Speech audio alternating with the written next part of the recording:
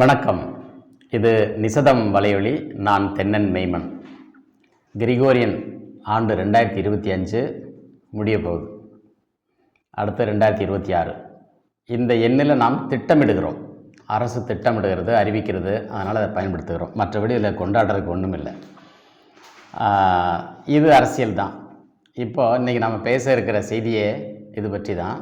1947 விடுதலை பெற்றது. 1956 state reorganisation act வந்துச்சு. மொழிவழி மாநில லிங்குவிஸ்டிக் ஸ்டேட்ஸ் வந்துச்சு.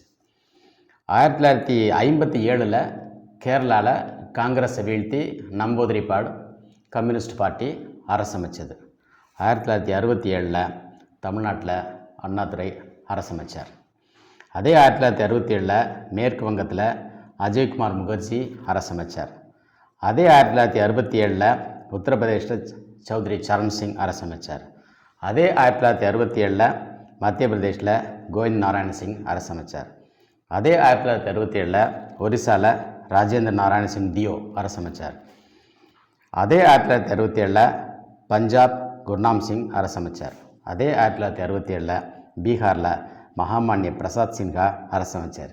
என்ன நடந்து 1967 நம்ம தமிழ்நாட்டில் மட்டுமே எதோ நடந்துன்னு நினைக்கிறோம் அப்படின்னா, காமராஜர் அன்றைக்கி அகில இந்திய காங்கிரஸ் கட்சி தலைவர், இந்திய தேசிய காங்கிரஸ். அவர் ஏதோ விருதுநகரில் மட்டும் தோற்று போனான்னு நினச்சோம். மொத்த இந்தியாவுமே சரிஞ்சு விழுந்துருக்கு. இது நமக்கு தெரியுது. சரி, அப்படி அங்கங்கே அவங்க அமைச்ச அரசுகள் அதற்கு பிறகு அதன் தொடர்ச்சியாகத்தான் இன்னும் போராடிட்டுருக்காங்க அப்படிங்கிறது எல்லாருக்கும் தெரிஞ்ச விஷயந்தான். 1975 குஜராத் பாபுபாய் பட்டேல் அரசமைக்கிறார். 1977 பிரதமராகவே மொராஜி தேசாய் வரார். அதே 1977 ராஜஸ்தானில் பைரோன் சிங் ஷெகாவத் வரார். 1983 ராமகிருஷ்ண ஹெக்டே கர்நாடகத்தில் அரசமைக்கிறார். அதே 1983 என்டி ராமராவ் தெலுங்கு தேசம் அரசமைக்கிறார். அப்போது இந்த தென் மாநிலங்களில் திராவிடம் ஒரு போர்வையை போர்த்தின போது அது ஏன் பிற மாநிலங்களுக்கு போகாமல் தமிழர்களை மட்டும் மூடி வச்சுட்டு இன்றைக்கி திராவிட மாடல்னு சொல்கிற அரசாக அது வருது அப்படின்னா இது தமிழ் பகை தான். அப்போ அந்தந்த மாநிலத்தினுடைய தனித்தன்மைக்கு அவங்கவுங்க போராடி அரசமைக்கும் போது நாம் தமிழ்நாட்டினுடைய தனித்தன்மைக்கோ நம்முடைய அறிவை பாதுகாக்கவோ நம்முடைய அறிவின் பங்களிப்பை மற்றவங்களோட பகிர்ந்து கொள்ளவோ அது வாய்ப்பு தராத ஒரு அரசாக அமைந்து விட்டது என்பதில் எல்லளவும் ஐயமில்லை. இப்போ நாம் என்ன செய்யணும் அப்படிங்கிறது தான். இந்த புத்தாண்டு பிறக்கிறது ஒரு வளர்பிறையில் பிறக்குது. இதை நம்ம பார்த்தே ஆகணும். பௌர்ணமி 4ஆம் தேதி எதிர்பார்க்குறோம். அது 4ஆம் தேதி வரலாம், அல்லது ஒரு நாள் முந்தி, அதாவது தோல்வியுற்று 3ஆம் தேதி வரலாம். எப்படி வந்தாலும் அதை நம்ம பார்த்து தான் கணக்கு எடுக்க முடியும். அது எடுத்த பிறகு இன்னொரு 18 நாள் நம்ம காத்திருக்கணும். அந்த 18 நாளில் என்ன அப்படின்னா, 15 நாளில் அமாவாசை இன்னொரு 3 நாளில் 3ஆம் பிறை வரும். இந்த 18 நாட்களும் யாரும் தமிழ் தேசியத்தின் பேரால் அரசியல் பொதுக்கூட்டங்கள் எதுவும் போட வேண்டாம், திட்டமிட வேண்டாம். இந்த கிரிகோரியன் நாட்காட்டியில் முதல் திட்டத்தை எடுத்து வைக்காதீங்க.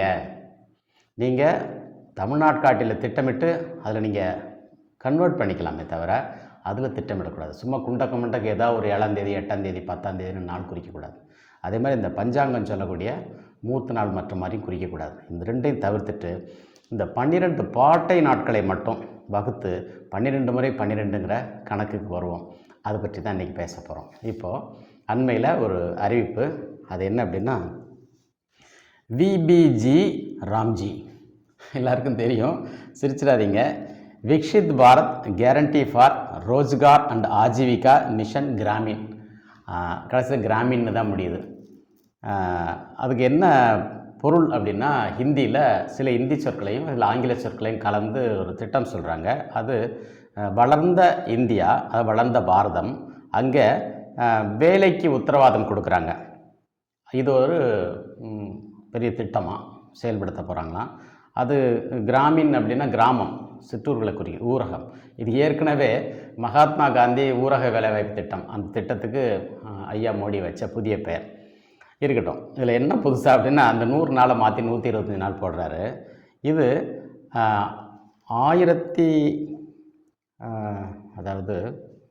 2047ஆம் ஆண்டு வரைக்கும் இந்த திட்டம் இருக்கும் அப்படிங்கிறார். அது வரைக்கும் இதை யாருங்க ஜெயிச்சுக்குவா?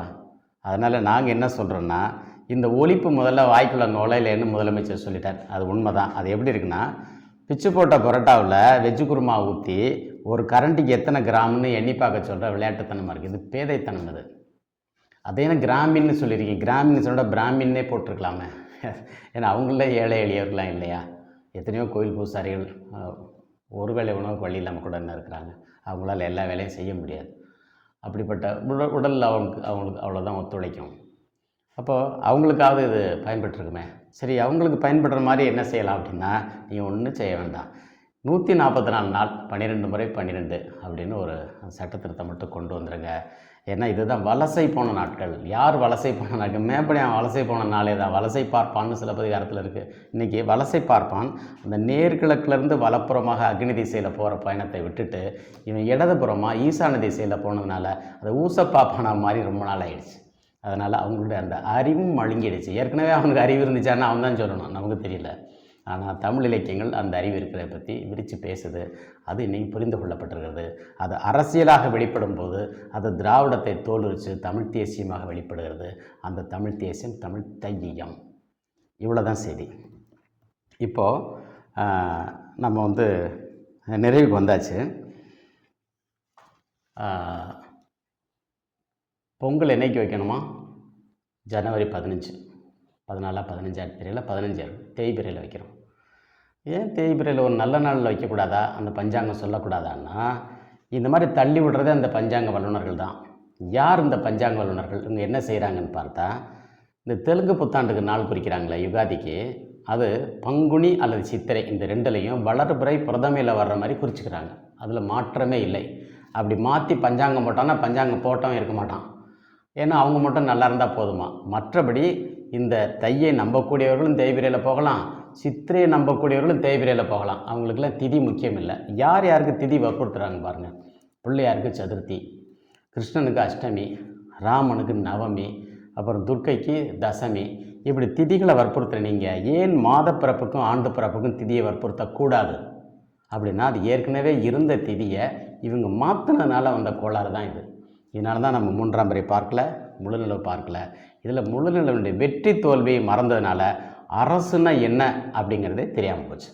அரசு களை கட்டுனா என்ன அப்படிங்கிற அறிவு இன்றைக்கி அரசுக்கே இல்லாமல் போச்சு. இந்த ஒரு மேற்கோளை பாருங்கள் என்ன சொல்கிறாங்க அப்படின்னு.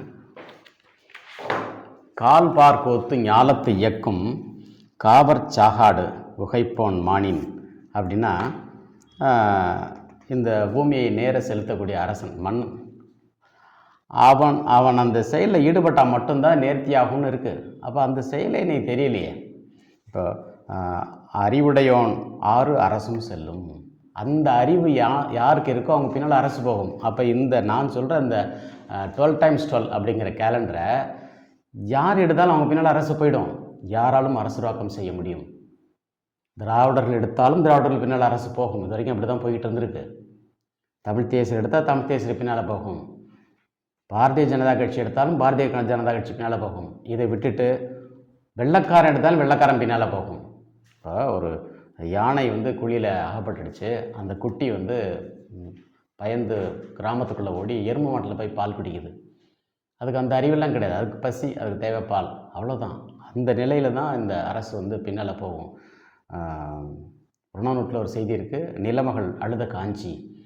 அவள் என்ன சொல்கிறா? நிலமகள் அழுறா, விளைநல பெண்டிரின் பலரும் மீ கூற உடனே வாழிய யான் என பல்மான் நிலமகள் அழுத காஞ்சி உண்டன உரைப்பர் உணர்ந்தேசின் ஒரே.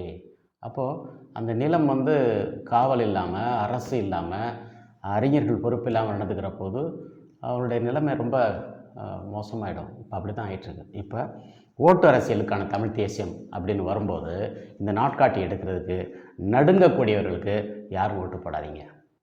அது மட்டும் இல்லை, இது நாம் தான் முடிவு பண்ணுறோம். அவன் 1000 பேசுவான், இவங்களை யார் அவன் கூட்டத்துக்கு கூட்ட அவங்களை யார் போச்சோன்னா. இந்த வளர்முறை பாட்டை தவிர மற்ற எந்த நாள்லையும் நீங்கள் பொது இடங்களுக்கே போகாதீங்க. அவன் கூட்டம் அரசியல் கூட்டம் போட்டால் போகாதீங்க. வேறு எதுக்கெல்லாம் போங்க, சுற்றி பார்க்க போங்க, எல்லாம் போங்க, போகாதீங்க. நாள் குறிக்கிறதுலையும் நீங்கள் கவனமாக இருங்க அப்படிங்கிறத என்னுடைய அன்பான வேண்டுகோளாக நான் முன்வைக்கிறேன். நன்றி.